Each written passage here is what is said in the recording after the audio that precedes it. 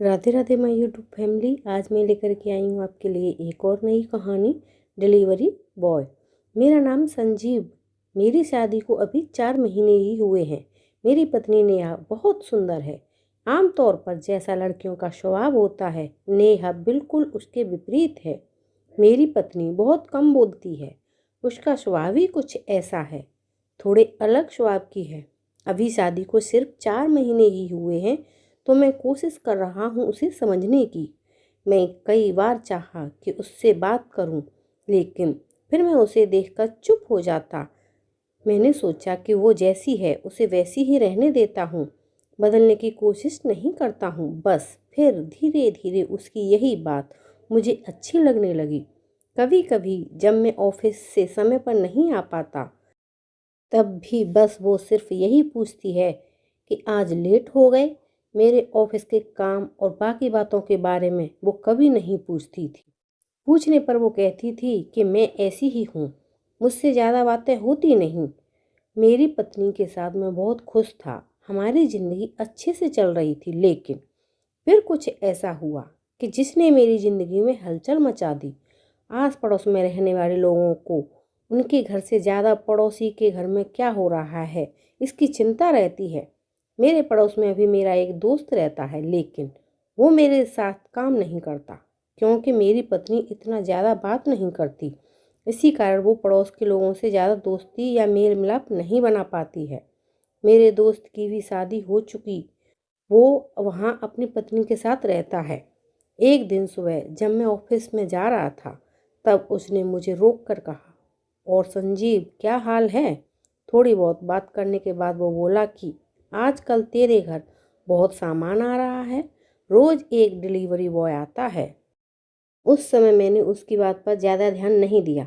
मैंने कहा कि कुछ मंगवाया होगा नेहा ने, बाहर जाना उसे पसंद नहीं था, तो शायद वो घर पर ही घर की चीज़ें मंगवाती होगी। मैं ऑफिस चला गया और उस बात को जैसे मैं भूल ही गया। घर वापस आकर मैं नेहा से इसके बारे में बात करना भी भूल गया। सच कहूँ तो उस समय मुझे लगा कि इसके बारे में क्या पूछना, लेकिन जैसा कि मैंने कहा, आपके घर में क्या हो रहा है यह आपसे ज़्यादा पड़ोसियों को पता होता है। मेरा वो दोस्त मुझे 3 दिन बाद फिर रोक कर यही बात करता है। इस बार उसका तरीका पहले से कुछ ज़्यादा अलग था। उसने मुझसे कहा, संजीव वो डिलीवरी बॉय पहचान का है क्या, रोज़ दोपहर आता है। इस बार मुझे थोड़ा सा एहसास हुआ कि आखिर वो कहना क्या चाह रहा है। जब मैं ऑफिस में काम कर रहा था, तो मैं भी उसी के बारे में सोच रहा था। आमतौर पर मैं अपनी पत्नी को ऑफिस से तभी कॉल करता हूँ जब मैं लेट होने वाला होता हूँ, लेकिन उस दिन मैंने उसे फ़ोन किया, वो भी दोपहर के समय। मेरे 2 बार फ़ोन करने के बाद भी मेरी पत्नी ने फ़ोन नहीं उठाया।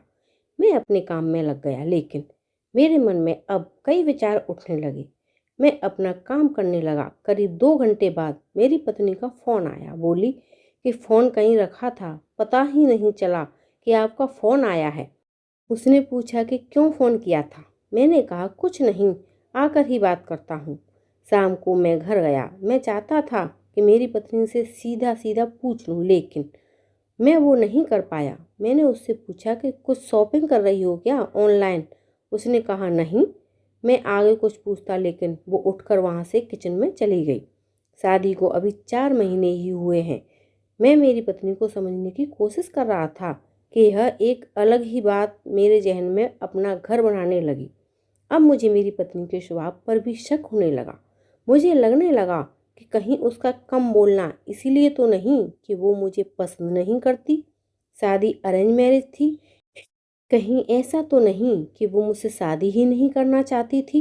जो बातें उसकी मुझे अच्छी लगती, उन्हीं बातों के लिए अब मेरे मन में सवाल उठने लगे। यह सवाल मेरे ही नहीं बल्कि आस पड़ोस के लोगों के मन में भी होंगे।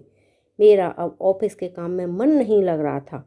मैंने सोचा नहीं था कि मुझे ऐसा कुछ करना पड़ेगा। मैंने फैसला किया कि मैं ऑफिस से जल्दी घर आऊँगा। उस दिन मैं मेरी पत्नी को बिना बताए ऑफिस से दोपहर को निकल गया। मैं सीढ़ियों से अपने फ्लैट की ओर जा रहा था और सोच रहा था कि जो मैं सोच रहा हूँ ऐसा कुछ भी ना हो। मैं अपने फ्लैट के दरवाजे पर पहुँचने वाला ही था कि तभी मेरे घर से एक लड़का, जो कि डिलीवरी बॉय ही था, निकला। और सीढ़ियों से नीचे जाने लगा। लड़का करीब 20 साल का होगा। अब मैं वहीं सीढ़ियों पर सोच में पड़ गया। बाकी की थोड़ी सी सीढ़ियाँ मुझसे चढ़ी नहीं जा रही थीं। अब मैंने सोचा था कि आज हाँ या मैं नहीं, आज पूरी बात होगी। मैं अपने फ्लैट के दरवाजे पर पहुंचा और बेल बजाई। दरवाज़ा खुला, लेकिन दरवाजे में मेरी पत्नी नहीं बल्कि किसी और ने खोला, वो भी करीब एक 43 साल की महिला ने।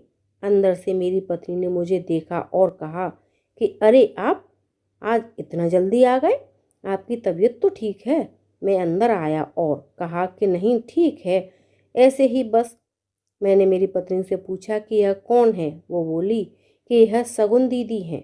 इतना कहकर वो तो रुक गई, लेकिन फिर शगुन दीदी ने मुझे कुछ बताया। वो बोली कि मैं नेहा के घर के पास ही रहती हूँ। नेहा मेरी शादी में छोटी सी थी, लेकिन इतने सालों बाद वही इसने मुझे पहचान लिया और मेरी मदद की है। मेरी पत्नी ने उन्हें रोकना चाहा, लेकिन वो नहीं मानी। उन्होंने कहा कि नेहा मुझे एक दिन अचानक ही मिल गई थी। मेरा हाल उसने मैंने बताया था कि मेरे पति के जाने के बाद हमारी आर्थिक हालत ठीक नहीं है। मेरा बेटा पढ़ाई में अच्छा था, लेकिन डिलीवरी बॉय का काम करने पर मजबूर हो गया। नेहा ने उसकी कॉलेज की फीस भरी और उसे पढ़ाती भी है। कभी कभी मैं भी आ जाती हूँ उसके साथ।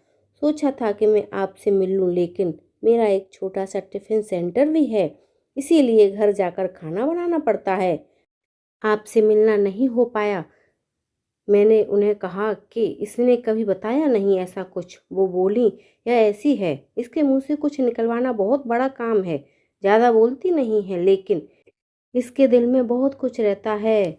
मुझे जैसे अपने इस स्वभाव के कारण आप घमंडी बोल सकते हैं, लेकिन इसको भी जो भी अच्छे से जानता है वो ही बता सकता है इसका दिल कितना साफ है। उनकी यह बात मुझे सीधी लगी। मैंने भी आखिर कुछ और ही सोचा था। उनके जाने के बाद मैंने नेहा से बात की और कहा कि तुमने कभी बताया नहीं। वो बोली कि क्या बताती, जीवन है, यह सब तो होता ही रहता है। हम क्या किसी की मदद करेंगे, सब करने वाला वो है। मेरी पत्नी को मैं समझ गया, लेकिन अब मैं कोशिश करता हूँ उससे ज़्यादा से ज़्यादा बात करने की। दिन भर क्या किया यह ज़रूर उससे पूछता हूँ। तो दोस्तों, आपको मेरी कहानी कैसी लगी कमेंट करके ज़रूर बताना। मेरे चैनल पर नए हो तो मेरे चैनल को लाइक शेयर सब्सक्राइब करना। मिलते हैं ऐसी ही एक और नई कहानी के साथ। तब तक के लिए धन्यवाद। राधे राधे सभी को।